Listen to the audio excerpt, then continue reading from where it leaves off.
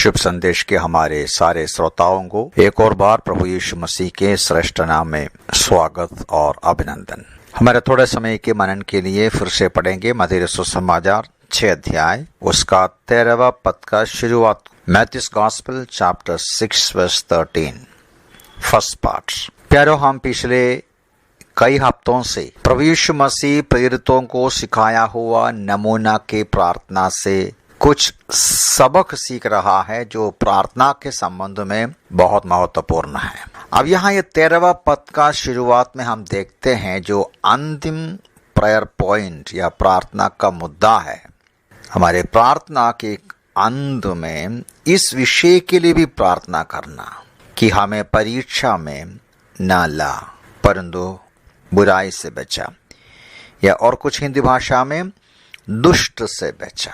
तो यहाँ हम देखते हैं परीक्षा से बचाने की प्रार्थना है। तो हम समझ सकते हैं दो प्रकार की परीक्षा के संबंध में नया नियम हमें सिखाते हैं। पतरस की पहली पत्री पहला अध्याय 6 पद में हम देखते हैं वहां जो परीक्षा के बारे में पतरस कहते हैं, विभिन्न परीक्षाओं के द्वारा दुख उठाना पड़े। तो ये जो परीक्षा हमारे मसीही जीवन में हम जो कष्ट और क्लेशों का सामना करते हैं उसके बारे में है, और उस प्रकार की परीक्षा के बारे में पतरस कहते हैं कि वो हमारे लिए फायदा की बात है और हमारा विश्वास को परखने के लिए परमेश्वर अनुमति देते हैं।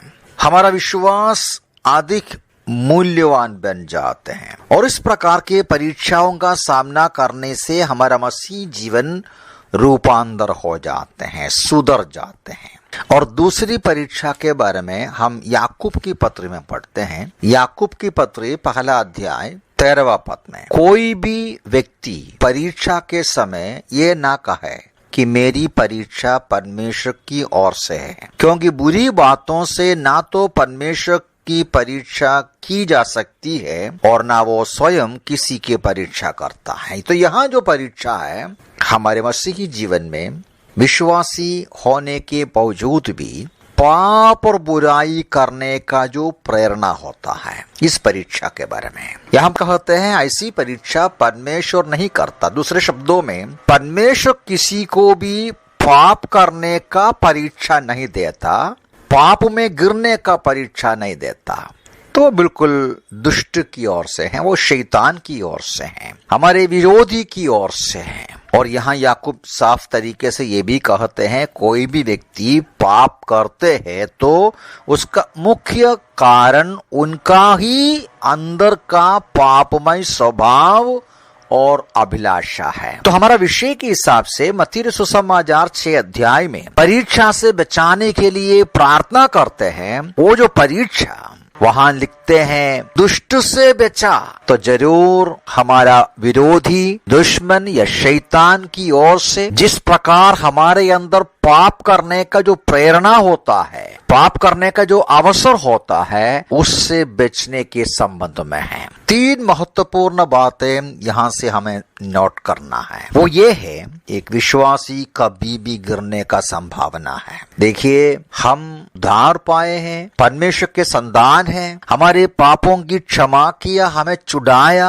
आजाद किया, बहुत सारी आध्यात्मिक सच्चाइयां हम समझते हैं। इसका मतलब ये नहीं है कि हम कभी नहीं गिरेंगे। आज भी अभी भी हम पाप करने का संभावना है। ऐसे लोग जरूर हैं, वे सोचते हैं, वे दावा करते हैं उनके अंदर कोई पाप नहीं। यूहन्ना अपना पत्रिका में कहता है यदि कोई कहे कि वो उनके अंदर कोई पाप नहीं तो वो झूठ बोलते हैं, अपने आप को धोखा देता है। हमारे अंदर एक पापमय स्वभाव है, हम ऐसे पापमय श्रापित संसार में रहते हैं और हमारे विरोधी दुश्मन शैतान जिनके बंधन से हमको प्रभु यीशु ने छुड़ाया, हमें गिराने का प्रयास करते रहते हैं। तो कभी भी गिरने की संभावना है, ये समझकर हमें बहुत होशियारी से, बहुत ध्यान पूर्वक चलना है। और दूसरी बात, यीशु मसीह चाहते हैं हम जीतना चाहिए, विजयी होना चाहिए। पाप के ऊपर, दुनिया के ऊपर हम एक विजयवंत जीवन बिताना है। यूहन्ना का सुसमाचार उसका 17वां अध्याय में हम इस बात को देखते हैं। प्रभु यीशु मसीह अपनी जो प्रार्थना में संसार छोड़कर जाने के पहले पिता परमेश्वर से जब प्रार्थना किया तो उस प्रार्थना में इस प्रकार प्रार्थना किया 15वां पद में, मैं तुझसे यह विनती नहीं करता कि तू उन्हें संसार में से उठा ले, परंतु यह है कि तू उन्हें उस दुष्ट से बचाए रख। तो यीशु मसीह प्रार्थना करने का आदेश दिया, उसके साथ साथ उसने स्वयं पिता परमेश्वर से विनती किया कि उनको, अपने लोगों को दुष्ट के वश में से बचा। प्यारों, ये प्रभु यीशु मसीह की इच्छा है। आप और मैं दुनिया में रहते समय एक विजयी का जीवन बिताना चाहिए। इसके लिए वो प्रार्थना करते रहते हैं। हमारे लिए वो महायाजक के रूप में बीचवे का कार्य करते हैं। प्रभु यीशु मसीह की इच्छा है, उसका प्रार्थना है,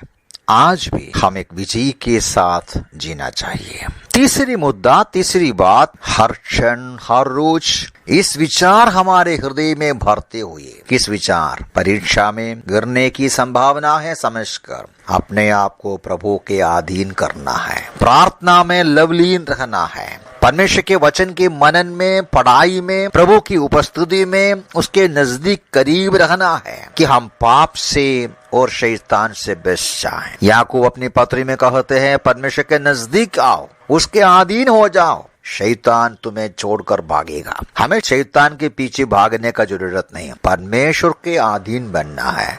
प्रभु के बलवंत हाथों में हम अपने आप को समर्पण करना है, उनकी शक्ति और ताकत के लिए मांगना है कि हम हमारी आंखों से जो देखते हैं पवित्रताई की बातें देखें, हमारे हाथों से जो काम होते हैं पवित्रताई के कार्य को हम करें, हमारे पाँव का जो कार्य, हमारे जो मन की जो कार्य, हृदय की कार्य, किसी भी प्रकार वो पाप की बातों को नहीं, पवित्रताई और ईश्वरीय बातों पर ही हम मन लगाएं। उसके लिए अपने आप को प्रभु के हाथों में समर्पण करना है। प्यारों, यूहन्ना अपनी पत्रिका में ये भी कहते हैं, मैं वो भी कहकर बंद करूंगा।